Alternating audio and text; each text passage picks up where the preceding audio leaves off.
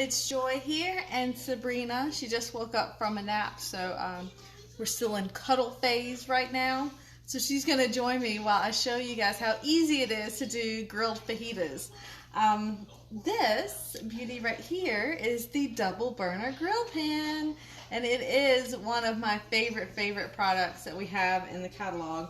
It's one of my kitchen power tools, that I call it, because I use it almost every day. I can use it for any meal during the day, and I absolutely love it. As you can see, it fits across your front and back burners. Hi, Kathy. How are you tonight? It fits across my front and back burners. And I can do like a whole pack of bacon on here for breakfast. I can grill up sausages on here. I can do French toast, grilled French toast on here. Amazing. If you're shop at Aldi, they have this amazing chocolate chip brioche bread. That's amazing for French toast. It's perfect. So if you're ever over there, grab you a loaf of that. You will not be sorry. But also grilled cheese sandwiches. You can make fancy paninis. You can do quesadillas on here. You can cook any kind of meat you'd want. Chicken, pork, steaks, fish. If you're a fan of fish tacos, a grill pan is an absolute must for your kitchen. You can also do fruits and stuff. Grilled pineapple or grilled peaches is really amazing on desserts. But what I like about it is the fact that you can do kind of more than one thing. As you see right now, I've got the grill press on the front side. And so with the fajitas tonight, I'm going to grill the chicken on my front burner. And on the back burner, I'm going to put my onions and peppers. So it's all going to grill up together. I've got the grill press on the front because it's going to help lock in those juices. And I've got it right now preheating over medium-high heat. And I'm heating the press in with the pan because I want to, when I put the meat on, to make sure that it's getting heat from both sides. That'll help it cook quicker, but also when I go to flip the chicken, it's going to be cooked, so I'm not going to have raw chicken touching the cooked part of the chicken, so it's a food safety thing too. But again, it's going to cook so much faster. It's going to be done in like 6 minutes. All done for these fajitas. Then I'll show you how to shred them up real quick, and we'll toss everything together and it'll be done. And I'm going to show you my favorite guacamole to go right along with the fajitas. It's going to be great. So everything is nice and warm now. As I hold my hand over it, I can definitely feel the heat, so I think it's ready to go. I've got my chicken marinating in our smallest glass mixing bowl, and it's got the silicone lid on here, so it's nice and airtight. And I've got it marinating in our Tex-Mex seasoning. You could use Tex-Mex. We also have a Chipotle seasoning that's really good, really nice and smoky. I'm actually going to use that in the guacamole tonight. But we've also got a Southwest seasoning too that's really good for chicken and fajitas and stuff like that. So you kind of just play around with it. The Tex-Mex seasoning has a hint of cinnamon in it. So it has a cinnamon note to it that I think gives it kind of a hint of just a different flavor. So anyhow, I'm going to pop this. So I'll take these off. And I'm using boneless, skinless chicken thighs. Who's just joined us? Hi, Cynthia. How are you tonight? Welcome to the party. You're just in time. I'm about to put on the chicken. So I added oil to the meat. So I'm not oiling the pan itself. So I got the, yes, it's hot. Sabrina is just 2 years old, so, well, will soon be 2 years old. So everything is hot. Beautiful chicken thighs. Can you hear the sizzle? So excited. There we go. All those lovely pieces of chicken. Alrighty. And so, I'm going to move that right over to the top. And I'm going to put this in the sink. There we go. So back here, I've already sliced a lot of my peppers and onions, but I did want to show you a couple of the tools that I use to get it done really nice and quick. So for my pepper, I'm just going to cut off the top and the bottom. Slice that off there and slice the bottom off just like that. I'm going to get rid of the stem part. Tuck that in my scrap bowl here. And now I'm going to use this, which is called the scoop loop. It's got serrated teeth. I don't know if you guys can see that. I don't know how good the camera's going to pick up on it, but it's got a serrated little edge around the top and a serrated edge along the bottom there. And what I do with it is I just reach into the pepper and it's going to clear out all of those stems and veins and seeds and all. So just reach in like that and give it a spin. Just like that. All the veins are cleaned out. And if you want it a little bit cleaner, I usually flip it over to the smaller end and just scrape on the inside and get all those last bits done. Now if you cook with a lot of peppers, this is a great tool to add on to your kitchen collection. It is a must-have, for sure. Great, makes making like stuffed peppers and stuff so much easier. So I'm going to take the rest of the bell pepper and I'll slice it in quarters. And now I'm going to show you another cool tool that we have. And this is called the quick slice. The quick slice has like 12 serrated blades in there, and it cuts up your veggies and things into 12 even pieces, which is really important, especially when you're cooking like fajitas or something like that. When they're cooked in, when they're cut in even slices, they're going to cook more evenly. So that's really important for, especially like one pot dishes like this. So I'm just going to lay on the piece of pepper and give this a slice just like that. And see, it's cut into little planks. There we go. See? Ooh, looks good, doesn't it? Yep. So it makes very quick work of all these pieces that I have sitting here.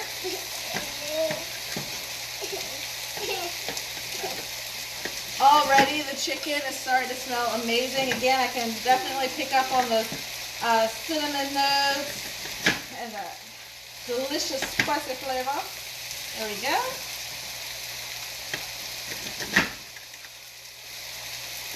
And one last little bit here. There we go. Alright, so I've got all my peppers and onions. Yes, they're all done back here. And what I will do is I'm going to give the back a spray here, and I'm going to use my kitchen spritzer. In here is just some canola oil, and I pump air into it, just like this, and it'll aerosolize the oil in there. So just spray, just like that. Now, if you have the canned oils, they actually add propellant and silicone in to the cans of cooking spray. Go look in your closet and check. But there's actually those extra added components in there, and of course that's in the oil that you're spraying on your dishes. So you probably noticed after you've used that for a while, you get this sticky film on your cookware and your bakeware that you can't scrub off. It's that silicone buildup and all those extra chemicals that are built up on your cookware and baked in, and it's not coming off. So if you can get rid of that, get rid of it, get you one of these. And it's actually even more economical because you're just refilling this with regular canola oil and you're not paying for all that extra stuff. Alright, so that's looking good. I'm going to pop this over at my sink.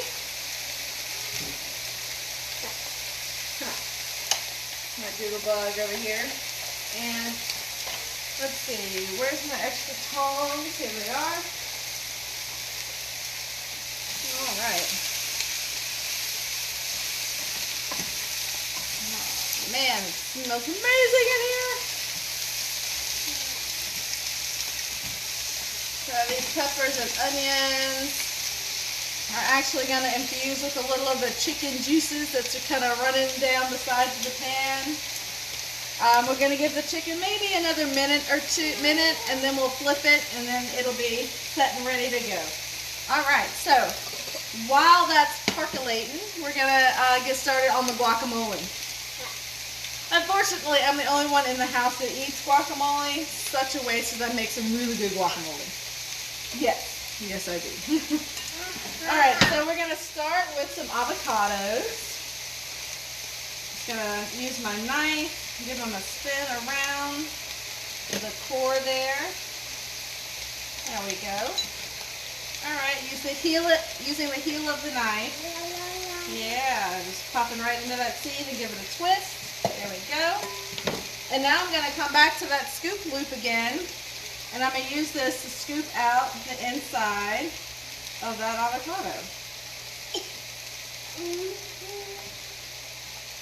There we go. Just like that. You want to get down? No, I didn't think so. But we're all fussy for some reason, huh? Watch your head. Now, I will say this is probably a little easier to do when you don't have a kid attached to you, but, you know, we moms, we do what we have to, right? All right. Watch your head. I know. You want to get down? You want to get down? No? Certainly don't want to get down. There we go. I'll go ahead and cut this one too, so we can be done with all this knife work. Watch out, I can't see. You see a beautiful head there. There we go. Do that little grind. There we go. We'll put our knife right back here. Get the rest of this yummy avocado out of here. I gotta say, it's kind of weird. Growing up, I was never a big avocado fan, but now that I'm a little older, a little wiser, understand how amazingly healthy they are. And when you treat them right, they're actually really good. There we go. And last but not least, oh, we got a little bit of a stem there. Let me grab that. There we go. So a little bit of the end of the avocado, that little stem at the top, sometimes it likes to come with the avocado. All right, there we go. Got that. Okay, so to all of this deliciousness, I'm actually going to add sort of a pico kind of situation going on, because I like my guacamole to have a little oomph inside. But before I do that, let me go ahead and flip. So I'm just going to put the press back here, and I'll flip this chicken. I don't know if you guys can see the nice color grill marks we got going on already. They look amazing. Oh yes, yes, yes. All right, so those are almost done. I think we're only need about 2 more minutes, and then those will be ready to come on off. Right here. I'm going to give these a toss. Those look amazing as well. All right. So, let's go ahead and finish with the guacamole. I'm going to add in a tomato or 2. Yes, I'm going to cut the top of that off. And we're just going to chunk this real quick. What do you think about like that? What do you think, Jitterbug? Is that good? Is that good? Is that good? Yeah, no? Watch again. There we go.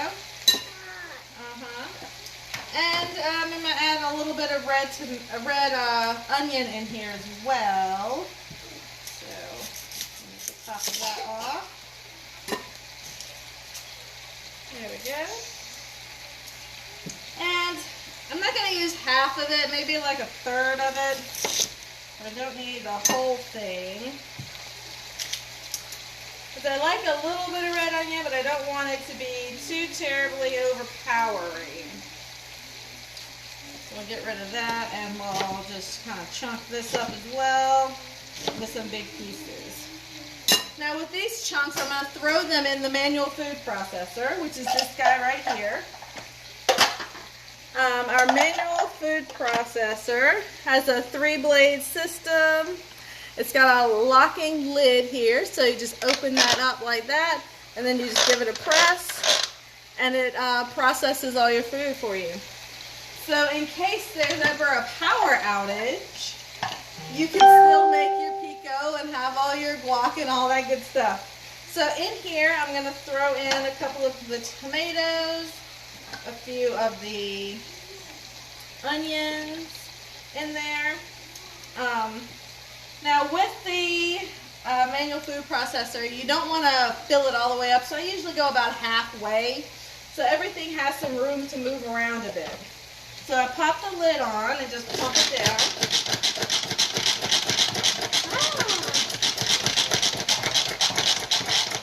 Just like that.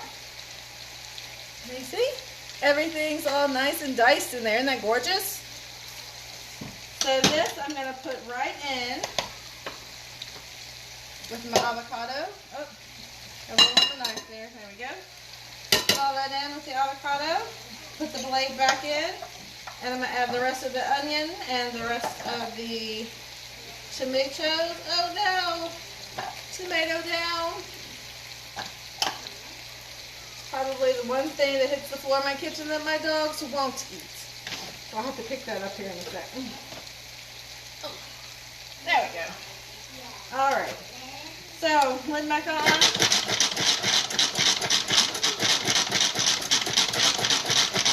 There we go. And a little more. Alright.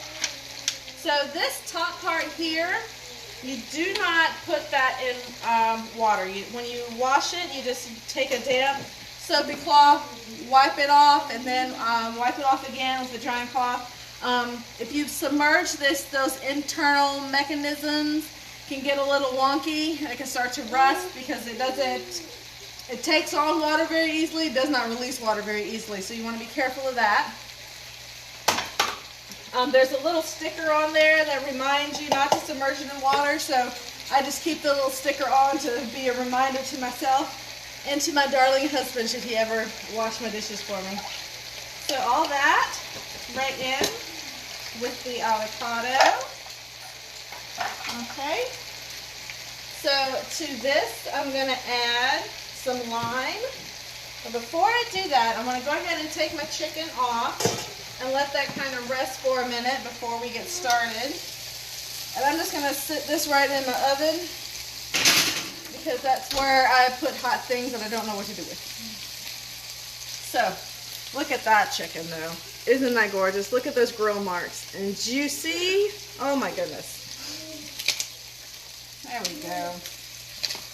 So, as not to let all of this juiciness down here go to waste, what I'm going to do is I'm going to reduce my heat and I'm going to pull the veggies down and just let them rock and roll over the whole pan. They're going to pick up all of the juices and stuff that the chicken left behind. And everybody's just going to have a party. Look at that. Alright. So we're going to let that hang out for just a minute while we finish up our guacamole. I've got a lime here, and I'm going to add some zest. Just use my microplane zester. Here. Uh-oh. So I'm going to use my microplane and just grab that first layer of color right off the top. That's the zest. When you start getting into the white part, that's the pith. And that is bitter and nasty, and you don't want to put that in your food. So just with your zester, just grab that top layer of color right off of there. Give that a little tap. There we go. Now we'll cut this in half, and we'll juice half of that lime right on in. This is our citrus juicer. I put the cut side down and just give it a squeeze and see how much juice comes out of this. Look at all that. Look at all that juiciness. When you have you a good juicer, you end up not using so much of the lime. And try and squeeze that much juice out by hand. You'll be here all day. All right. And last but not least, we're going to add a little bit of cilantro. Go ahead and move this. Going to add a little cilantro. And I'm going to throw this in my herb mill. This guy right here. If you ever need to cut up a bunch of herbs and things like that, it's got this little grinder down here that makes very quick work out of your herbs. So, I'm going to pop the top off. Just going to grab, just twist off a little bunch of these, just like that. And it comes with a ceramic ball bearing in there. And that gets everything moved down into the blades here. You don't want to necessarily touch that with your finger. Let's put that in here. Pop that right on top. And then that ball is going to move everything right down. So look at that. Isn't that awesome? Just grinding that cilantro right on up. Right on in there. And last but not least, for my guacamole, I'm going to add a little bit of sour cream. If I can find it. Yep. Just a little bit of sour cream. This is a trick that was taught to me by my good friend Ashley. She did it. I thought she was crazy.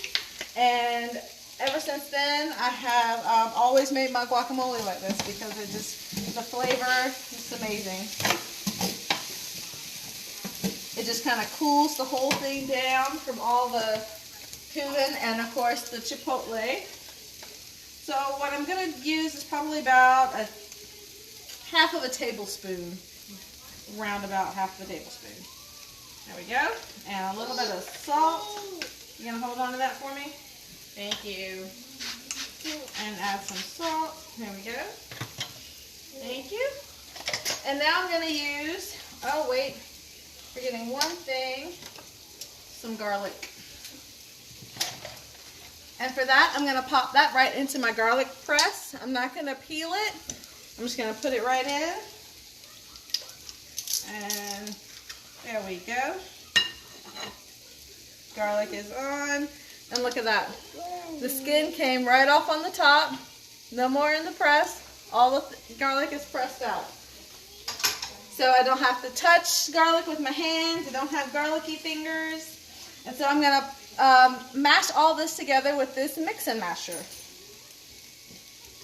And this mix-and masher I absolutely love. I use it, of course, when I'm making guacamole, but I also use it when I make banana bread to mash up my bananas. I use it when I make mashed potatoes to mash up my mashed potatoes. It's amazing for that. Oh, no, I think I'm all good on the chipotle. Thank you, though. I appreciate your help. There we go. And everything is all mixed together and mashed up together. And it's gorgeous. Look at that. Isn't that pretty? So I'm going to give it a little taste. To me, I like to just slightly under-season my guacamole because you eat it with chips. And chips are salty, so you don't want to over-salt your guacamole. So you can make sure that you got the flavors just perfect. Yes, I'll give you some too. You're not going to like it. You never do. So, guacamole is done, and I'm going to enjoy that while I catch up on some episodes of Grey's Anatomy tonight. So here, we've got the chicken in my medium stainless steel bowl, and I'm going to use my what are these called? Salad choppers. Took me a minute. These are my salad choppers. They have a double blade on them. It's also hinged, so it springs really good. I put my 4 fingers through the handle and then work the back with my thumb. and just come right in and start slicing up that chicken. All that goodness. Oh, I just got a warning that my phone is down to 15%. I'm going to grab my phone charger here. Somebody must have been watching YouTube videos on my cell phone to make my cell phone die. There we go. All right, so we're good. So, let's show you how fast and easy that's working. Look at that. And it's crunching, shredding up all that chicken. Look at that. Real easy. So much better than sitting there with a fork or having to sit there with a knife and shred it up. This is great for pulled pork too. I mean, even barbecue chicken sliders. I mean, you just grilled it. If I were to throw some barbecue sauce in here while I was shredding everything up, you could do that. And then put that right on top of some slider buns. Bring the bomb back home. All right. Oh, look at that. All right. All good. Just put that there. And now I'm just going to add this chicken right back in here. I'm going to turn the heat off. And just let those flavors just kind of marinate together. There we go.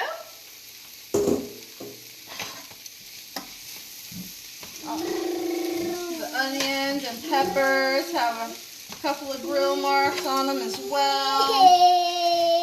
Everything looks great. Look at that. How easy is this? And look at how amazing that is. A whole pan full of grilled fajitas. I didn't have to go outside in the rain. Didn't have to worry about the cold or what the weather was doing. And, oh, I forgot to mention, this pan is oven safe as well. And it's part of our executive nonstick collection. So it has a lifetime guarantee on it. So if anything ever happens to it, if it scratches, if it warps or anything, Paper Chef will replace it. And the one that you'll get is a little bit different than this one. With my pan is the previous generation. The handles are a little bit different because as great as I think it is, it doesn't always fit on everybody's stovetop. So they've changed up the handle so that it fits better. It's got a new finish to it. And you can safely use metal utensils in here without scraping up the nonstick coating on it, which is really awesome. So I'm so excited I got a chance to show you guys this amazing pan. And it's my Friday favorite and my favorite meal, which is fajitas. So thank you for joining me. Don't forget, Dee's Party is going to be open until Sunday evening. So go ahead and get your orders in. If you have any questions, I am here for you anytime. Just shoot me a message or give me a call. I believe my cell number is posted in the top of the video. Yes, we're almost done, little compass. Okay. Can you say bye-bye for me? Can you say bye-bye? Oh, my goodness. Look at that lip. That's okay, a couple of little bye-bye fingers there. So again, thank you for joining us. I hope you guys learned a little bit and have a little bit of fun watching me cook with a baby on my hip. So thank you, and I'll see you next time. Bye.